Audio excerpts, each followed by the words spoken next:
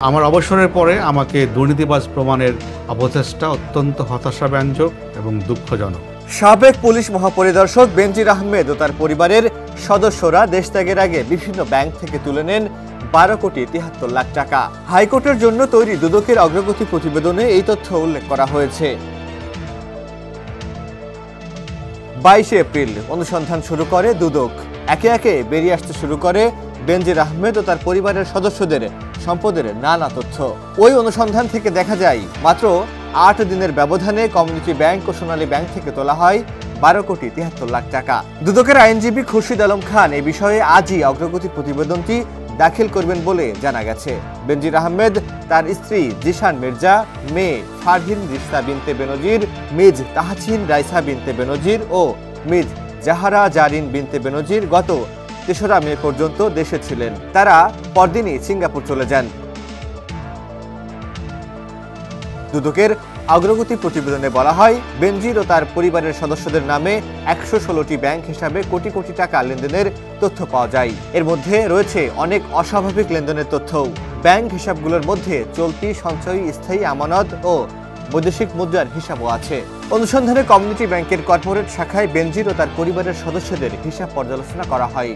এতে দেখা যায় দুদক অনুসন্ধান শুরুর পরদিন থেকেই দ্রুততম সময়ে ওই হিসাব থেকে বিপুল পরিমাণ টাকা উত্তোলন করা হয়। কমিউনিটি ব্যাংক ও সোনালী ব্যাংকে চলতি হিসাব থেকে গত 23 এপ্রিল থেকে 30 এপ্রিল 8 দিনে 12 কোটি 73 লাখ 78,968 টাকা তুলেছেন বেনজির ও তার পরিবারের সদস্যরা। এর মধ্যে কমিউনিটি ব্যাংক থেকে কর্পোরেট শাখার 3টে হিসাব থেকে 23 এপ্রিল থেকে 29 এপ্রিল সময়ে 6 কোটি 52 লাখ 78,968 টাকা তোলা হয়। এই ব্যাংকে বেনজির আহমেদের একটি, তার স্ত্রীর একটি ও তার বড় মেয়ের একটি হিসাব থেকে এই টাকা তুলে নেওয়া হয়। এছাড়া সোনালী ব্যাংক থেকে তোলা হয় 29 এপ্রিল 3 কোটি ও 30 এপ্রিলে 3 কোটি 7 লাখ টাকা। পরদিন তারই মালিকানাধীন সাভানা ফার্ম থেকে তোলা হয় 14 লাখ টাকা।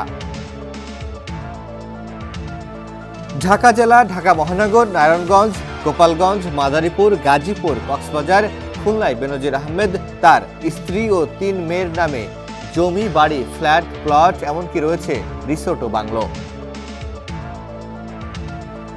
বেনজির আহমেদ চাকরি জীবনে বেতন ভাতা বাবদ আয় করেছেন 1 কোটি 84 লাখ 89 হাজার টাকা, কিন্তু ক্ষমতার অপব্যবহার, অনিয়ম ও দুর্নীতির মাধ্যমে মালিক হয়েছেন হাজার কোটি টাকার। ডেস্ক রিপোর্ট, সমকাল।